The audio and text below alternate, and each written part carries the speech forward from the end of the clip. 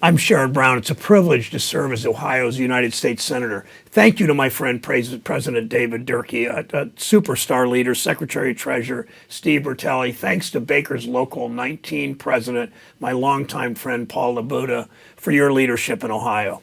Most importantly, thanks to all of you for the work you do for your union and in your communities. You are the backbone of working class America and the backbone of the labor movement. That movement built our middle class. We know it's under attack now like we've never seen before.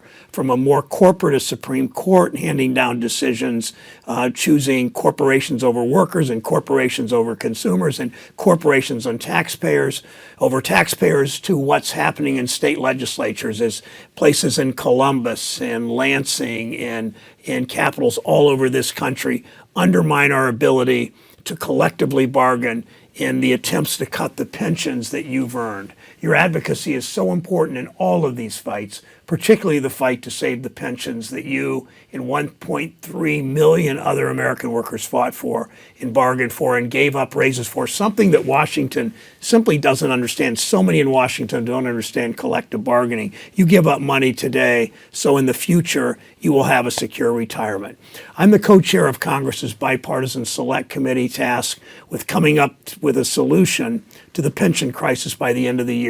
I pushed Congress to create this committee, but make no mistake, we've come this far because of you. The number of confectioner workers and bakers and teamsters and mine workers that walk the halls of Congress to make sure that Congress addressed this. It was the men and women of our labor movement that got Congress to start moving on this. You called, you rallied, you wrote letters, you rode buses all day and all night, you stood outside in the summer heat, you stood outside in the bitter cold. You refused to give up. You have my word that I will continue that. I will not quit fighting until we get this solved. I'll continue fighting alongside you for a new trade policy that puts American workers first.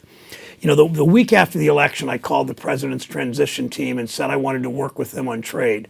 I have a great relationship with the president's trade representative, Bob Lighthizer. He's from my wife's hometown, Ashtabula, Ohio, and he hasn't forgotten where he comes from. But unfortunately, we know there are a lot of competing forces in this administration on all kinds of issues, especially on trade. That's why we need to keep the pressure on. Keep your advocacy up for a renegotiated NAFTA that puts workers first with a strong labor chapter. Your work, your leadership, all are so important in all of these fights. You communicate with your members. You remind Americans of the critical role unions play in protecting our middle class.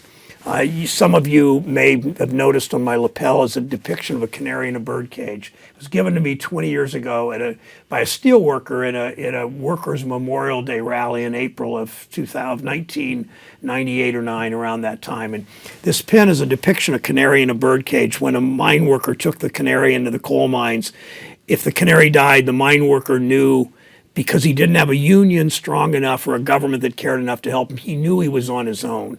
And because that symbolizes to me what the labor movement has done. It's the labor movement that has helped people live stronger, healthier, better lives, fighting for minimum wage, fighting for workers' compensation, fighting for safe drinking water laws and clean air laws and civil rights and protections for children, fighting for equal justice for women, fighting for all of the things from workers' compensation to unemployment compensation. It's what the labor movement's fought for. That's what we're about. That's what you're about. That's what the bakers and confectionery workers fight for. I am so grateful for you and for that.